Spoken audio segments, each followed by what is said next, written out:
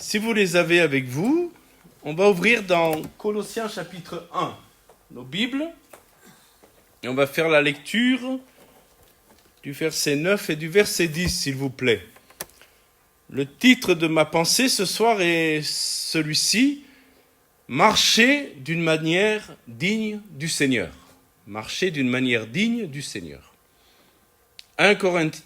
Colossiens chapitre 1, verset 9. C'est pour cela que nous aussi, depuis le jour où nous en avons été informés, nous ne cessons de prier Dieu pour vous et de demander que vous soyez remplis de la connaissance de sa volonté, en toute sagesse et intelligence spirituelle, pour marcher d'une manière digne du Seigneur et lui être entièrement agréable, portant des fruits en toutes sortes de bonnes œuvres et croissant par la connaissance de Dieu.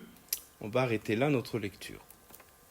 J'aimerais, avant de commencer ce temps, vous poser une question toute simple.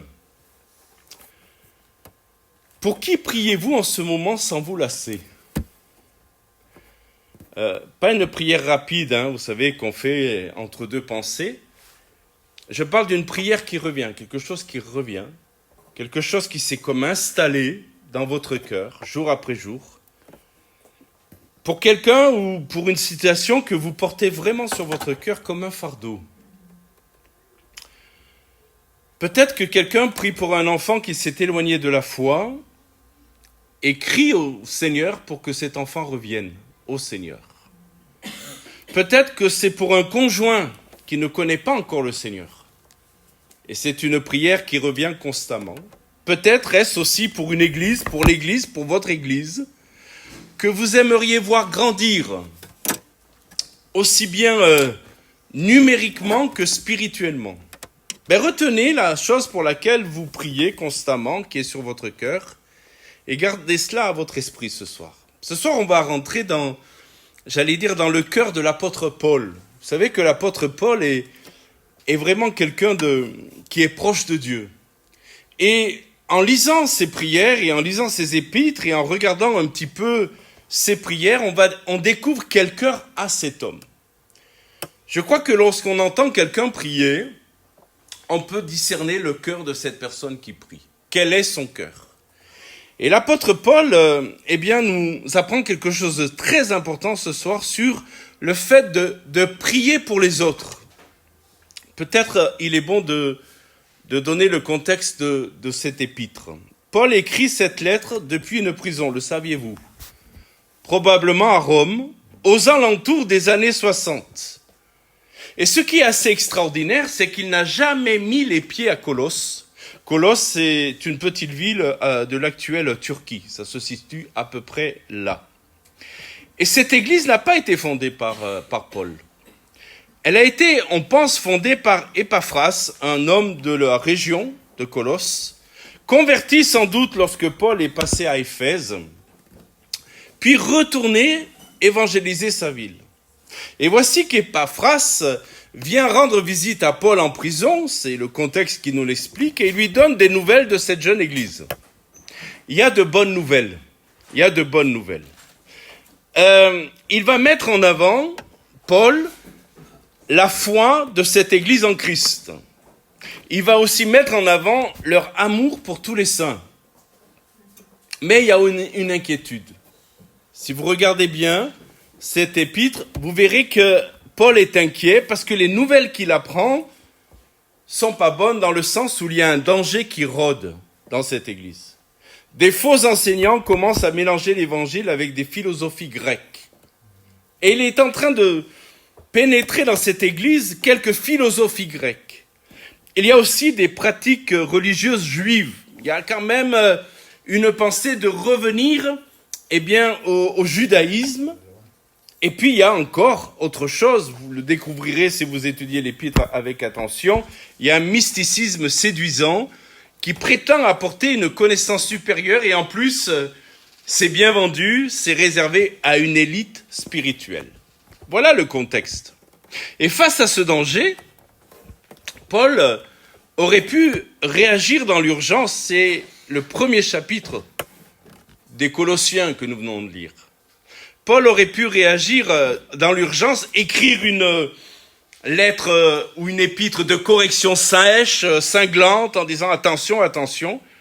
Mais regardez la première chose qu'il dit, la première chose qu'il fait, en tout premier, il prie.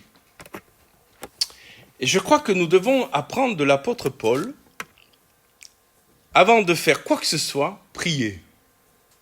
Amen.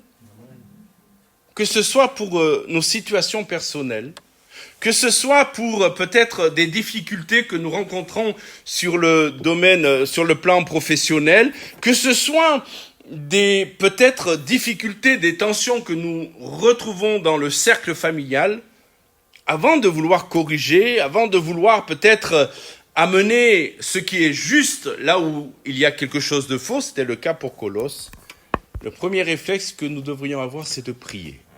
De prier. Parce que la prière est efficace, le croyez-vous? Nous avons essayé certainement les uns les autres de régler certaines affaires, de vouloir apporter quelques solutions, sans commencer par la prière. Et je me souviens, vous en avez certainement fait l'expérience, qu'il y a des situations où après avoir argumenté, parlé, eh bien, la seule chose qu'il nous reste à faire, c'est de prier.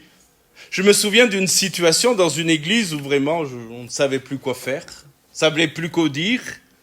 Les conseils qu'on apportait semblaient ne pas être suivis, nous les apportions par la parole de Dieu, avec comment dirais-je, la parole de Dieu, ce n'était pas nos propres conseils. Et je me souviens d'une fois avoir prié et dire, Seigneur, là, je ne sais plus quoi faire. Occupe-t'en. Ma prière s'est résumée à ça. Pas été une longue prière, c'est Seigneur, je ne sais plus quoi faire, occupe-t'en maintenant. Et je vais vous dire la bonne nouvelle, c'est que Dieu s'en est occupé. Donc la première chose qu'on apprend de l'apôtre Pierre, c'est la prière. De l'apôtre Paul, c'est la prière. Et il va dire, au verset 9, « Depuis le jour où nous avons été informés de ce qui se passe chez vous, nous ne cessons de prier Dieu pour vous. » Retenez l'expression « nous ne cessons ». En grec, c'est un verbe qui dit ça signifie que ce n'est pas une prière ponctuelle. C'est ce que je vous disais en introduction, c'est une prière qui s'installe, qui dure, qui devient comme une habitude de cœur. Je vous disais tout à l'heure, est-ce qu'il y a quelque chose pour lequel vous priez et ça s'est vraiment installé? C'est une prière comme une habitude du cœur. Paul est en prison, je le répète. Il a 1000 raisons de prier pour lui-même. Si vous aviez été en prison, qu'auriez-vous demandé? Moi, je pense que si j'avais été jeté en prison, comme l'apôtre Paul, j'aurais demandé à être libéré. J'aurais demandé à ce que je sois en sécurité dans la prison. J'aurais demandé à ce que mon procès vienne vite et que je sois justifié dans le sens où je n'ai pas commis de crime pour être en prison. En tout cas, comprenez-moi bien, les prières seraient tournées vers moi. Et la première chose que Paul fait, lorsqu'il apprend les nouvelles de ce qui se passe à Colosse, église qu'il n'a pas visitée, je répète, c'est de se mettre à genoux pour d'autres que lui. C'est là qu'on voit le cœur de Paul. C'est là qu'on voit l'abnégation de Paul. Et frères et sœurs, voilà une question qui peut-être devrait un peu nous déranger. Sommes-nous capables de prier pour les autres ou pour d'autres situations qui ne nous touchent pas directement? Il y a un texte dans le livre des Proverbes qui nous dit que la sangsue a 2 filles. Ce sont des jumelles. C'est donne, donne. Et parfois peut-être, nous devons laisser le Saint-Esprit corriger cette tendance à être auto-centré. Nos besoins à nous. Nos crises à nous. Alors ça ne veut pas dire qu'il ne faut pas les apporter au Seigneur, car le Seigneur nous dit de faire connaître nos besoins avec des prières et actions de grâce. Mais parfois le Seigneur aussi nous demande d'élargir un peu notre vision, notre champ de prière. Et de ne pas forcément penser à nos besoins, mais peut-être penser aux besoins des autres. Notre prière peut ne s'allumer que lorsque le problème frappe à notre porte. J'aime comparer cela à une lampe. Écoutez-moi bien, une lampe témoin. Il y a des chrétiens dont la vie de prière ressemble à un flash. Ça s'allume fort dans l'urgence, puis ça s'éteint aussitôt le danger passé. C'est ce que j'appelle les prières flash. Ça s'allume quand il y a des difficultés, mais une fois que le danger est passé, la lumière s'éteint. Il y a des chrétiens dont la prière ressemble plutôt à une veilleuse. Essayez de comprendre l'image. Une petite lumière discrète, mais qui ne s'éteint jamais. Une prière qui est constante, qui brûle jour après jour, nuit après nuit, et parfois, je répète, pour des personnes ou même les causes que nous ne connaissons pas. Eh bien, Paul est un de ces prieurs de veilleuse. Prieur de veilleuse. Sa prière n'est pas motivée par un problème ponctuel, elle est motivée par un amour qui ne se lasse pas. Mes frères et sœurs, je voudrais vous dire que ce qui motive la prière, avant tout, c'est l'amour. Ce n'est pas le devoir. Ce n'est pas parce que le Seigneur nous demande de prier. Ce n'est pas parce que je dois le faire, ce n'est pas le devoir. Et je crois que la force de la prière, ce n'est pas le devoir, c'est l'amour. Est-ce que vous le croyez? Je crois que la manifestation de la puissance de Jésus, c'est ma conviction profonde. La manifestation de la puissance de Jésus ne venait pas d'autre chose que son amour pour les gens, pour les cas désespérés.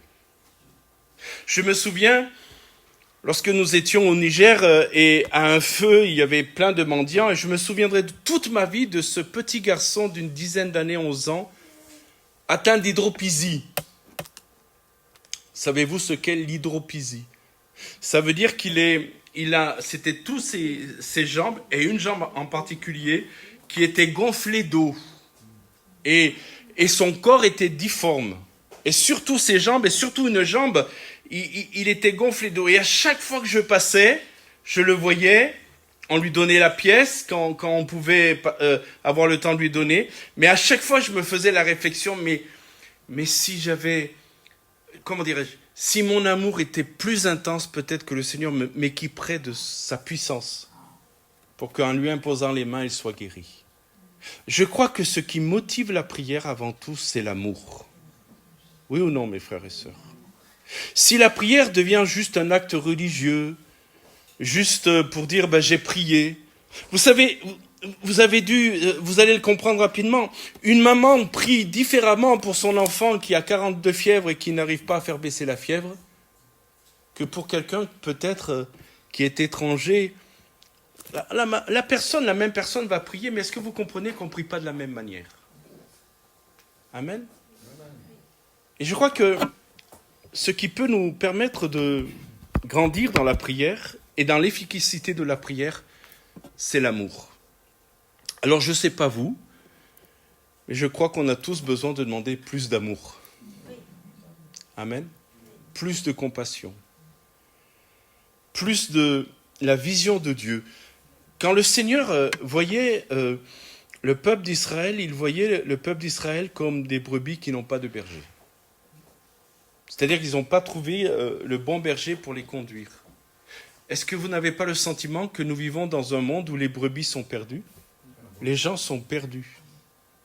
Nous, par la grâce de Dieu, on a trouvé le bon berger. Amen. Et si souvent ce bon berger, mes frères et sœurs, nous conduit vers les eaux paisibles. Vrai ou pas? Vers le repos. Mais autour de nous, derrière des façades de personnes qui veulent montrer que tout va bien, ça va pas du tout bien. Nous savons tous, mes frères et sœurs, que sans Jésus, ça va jamais bien. C'est pas les plaisirs ou les artifices que ce monde peut nous donner, c'est pas l'étourdissement de nos sens ou l'ivresse de nos passions qui peuvent calmer le vide profond qu'il y a dans le cœur de Dieu. Celui qui a calmé mon vide et le vôtre s'appelle Jésus. Amen. Et il faut prier le Seigneur pour qu'il nous donne plus de compassion pour les âmes perdues, plus de patience. Parce qu'il y a des brebis dociles, puis il y a des brebis têtues. Il y a des brebis qui ont un caractère. Mais mes frères et sœurs, permettez-moi d'être direct. Et nous, on était comment avant? On était dociles, nous? On n'avait pas mauvais caractère, nous aussi? Peut-être même que certains d'entre nous l'ont encore. Et le bon berger fait grâce. Amen. Que le Seigneur nous donne ce soir de prier pour qu'il nous donne plus de compassion, plus de patience, plus d'amour, et qu'il nous permette de regarder les âmes désespérées comme Jésus les voit. La deuxième chose, et je vais pas faire plus que ça ce soir parce que je voudrais qu'on passe du temps à la prière. Une autre fois, on poursuivra. Paul demande dans sa prière, regardez bien, il ne demande pas la guérison, il ne demande pas la prospérité, et c'est étonnant, il ne demande même pas la protection contre les faux docteurs. Je vous rappelle que l'Église est menacée, l'Église est en danger. Et il ne prie pas pour que les Colossiens soient gardés de tous ces dangers. Non, il va demander que vous ayez la pleine connaissance de sa volonté en toute sagesse et intelligence spirituelle. Alors ça semble rien, hein. Ça semble rien, mais il y a tout là en fait. Il y a tout. On va faire un peu de grec. Vous connaissez le grec? Certains vont me dire, le grec pour moi c'est du chinois. Non, c'est du grec. Mais le mot grec là, pour connaissance, c'est intéressant. Je ne fais pas le savant, c'est juste pour que vous compreniez bien. C'est le mot qui est en haut, c'est epignosis. Et cela traduit pleine connaissance. Ce n'est pas simplement gnosis. Gnosis, écoutez-moi bien, c'est la connaissance d'une information. Ce n'est pas ce mot que Paul emploie. Ce n'est pas la connaissance d'une information, c'est une pleine connaissance. En fait, c'est dans le texte original, c'est une connaissance intensifiée, approfondie, une connaissance qui pénètre et touche la personne tout entière. C'est la différence entre connaître un itinéraire sur une carte et avoir réellement marché sur le chemin. Est-ce que vous comprenez la différence? C'est la différence entre j'ai lu un livre sur la natation et je l'ai bien lu et j'ai compris les gestes appropriés pour la brasse, d'autres appropriés pour le crawl. J'ai vu qu'il y avait une certaine manière de respirer, mais je ne suis jamais entré dans l'eau. Vous me suivez là? Je ne me suis jamais mis à nager, mais je connais parfaitement ce que le livre dit sur la natation. Autrement dit, et écoutez bien cela, il y a une connaissance qui reste extérieure à moi et une connaissance qui devient une expérience vécue. Et c'est exactement la différence entre gnosis et epignosis. Remarquez bien, cette connaissance profonde ne concerne pas d'abord des doctrines abstraites, mais écoutez bien ce que Paul dit, que les Colossiens connaissent la volonté de Dieu. Et en fait, mes frères et sœurs, si les Colossiens connaissent la volonté de Dieu, ils ne peuvent pas être séduits. Est-ce que vous me suivez? Ils ne peuvent pas être séduits par les fausses doctrines. Ils ne peuvent pas être séduits par le mysticisme qui est en train de gagner l'Église. Ils ne peuvent pas être séduits par un retour au judaïsme. S'ils connaissent la volonté de Dieu, rien ne peut les séduire. Donc la solution n'est pas d'étudier toutes les doctrines. Savez-vous comment on forme, et ça vous allez peut-être mieux le comprendre, savez-vous comment on forme ceux qui sont appelés à détecter les faux billets? Ils ont une formation. La formation est simple, ils passent des heures et des heures à étudier ce qu'est un vrai billet. Jamais on les met au contact de faux billets, on les met au contact que des vrais billets. Parce que de toute manière, s'ils étudiaient les faux billets, le temps qu'ils finissent l'étude du faux billet, il y a un autre faux billet déjà. Vous me suivez là? Qui est lancé. Donc, on leur apprend à savoir ce qu'est le vrai. Et une fois qu'ils savent ce qu'est le vrai, ils peuvent détecter tous les faux. C'est ce que Paul fait avec les Colossiens. Paul fait cela avec les Colossiens. Il dit, je prie pour que vous connaissiez la volonté de Dieu. Si vous connaissez la volonté de Dieu, tout ce qu'on peut vous apporter et vous dire, oui, mais c'est ça la volonté de Dieu. Vous me suivez là? C'est ça la volonté de Dieu. Chaque hérésie qui pointera son nez sera démasquée parce qu'ils pourront dire, non, la volonté de Dieu, on la connaît. Amen. Amen. On la connaît. Face aux faux enseignants qui promettent une connaissance mystique, ésotérique, je répète, réservée à quelques initiés, Paul ressent tout sur une chose simple, connaître ce que Dieu veut. Mes frères et sœurs, je vais aller vers ma conclusion pour ce soir, mais est-ce que c'est facile pour vous de connaître la volonté de Dieu? Alors, dans certains domaines, c'est assez facile car l'Écriture est assez claire. Mais il y a des domaines, j'allais dire, pratiques. Lorsque parfois, peut-être, nous avons le sentiment d'être à un carrefour de notre vie. Le chemin sur lequel nous étions est en train de changer. On a un carrefour et on se demande si on doit prendre à gauche ou à droite. Et là, on cherche la volonté de Dieu et parfois celle-ci demeure obscure. Oui ou non? Ça arrive. Qu'est-ce que tu veux, Seigneur, que je fasse? Et c'est là où l'apôtre Paul va dire quelque chose d'important. Que vous ayez la pleine connaissance de sa volonté en toute sagesse et intelligence spirituelle. Il y a deux mots importants là. La sagesse. En grec, c'est Sophia. Si vous connaissez quelqu'un qui s'appelle Sophie, ça veut dire sagesse.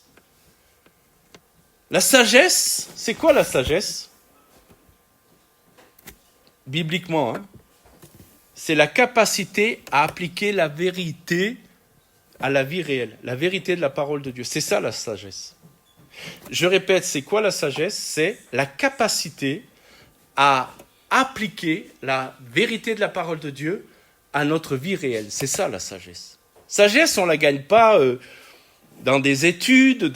La sagesse, c'est voilà ce que Dieu dit et je suis sage parce que j'applique ce que Dieu dit. Est-ce que vous me suivez là?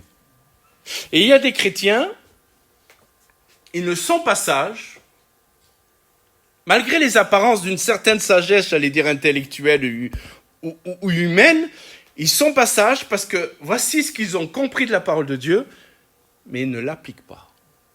Ils ne l'appliquent pas. Et puis il y a le deuxième mot qu'il faut retenir, c'est l'intelligence. Savez-vous que dans le domaine spirituel, on peut avoir par rapport à Einstein un QI faible? J'ai bien parlé d'Einstein. Et être très intelligent spirituellement. L'intelligence de Dieu ou l'intelligence spirituelle n'a aucun rapport avec l'intelligence intellectuelle ou les capacités intellectuelles. J'ai vu des gens très intelligents sur le plan humain, mais alors sans aucune intelligence spirituelle. J'ai vu aussi l'inverse. Des gens qui pouvaient sembler limités, mais ils avaient une intelligence spirituelle extraordinaire. Ce soir, on est dans une réunion de prière. Peut-être qu'on pourrait demander au Seigneur qu'il nous donne plus de sagesse. Oui ou non? Peut-être que le Seigneur, on pourrait prier que le Seigneur nous donne plus de sagesse pour conduire l'Église, pour amener l'Église plus loin. Peut-être qu'on pourrait demander au Seigneur aussi qu'il nous donne plus d'intelligence. L'intelligence, c'est la capacité à discerner, à faire le lien entre les situations que nous traversons et la parole de Dieu. Mes frères et sœurs, on a besoin de l'intelligence de Dieu dans les temps dans lesquels nous sommes. C'est vrai ou pas? On vit dans un monde qui est déboussolé, qui est perdu. Je veux dire perdu, bien sûr, au niveau de leur éternité, mais on vit dans un monde où les repères changent tellement vite. Vous avez remarqué ça?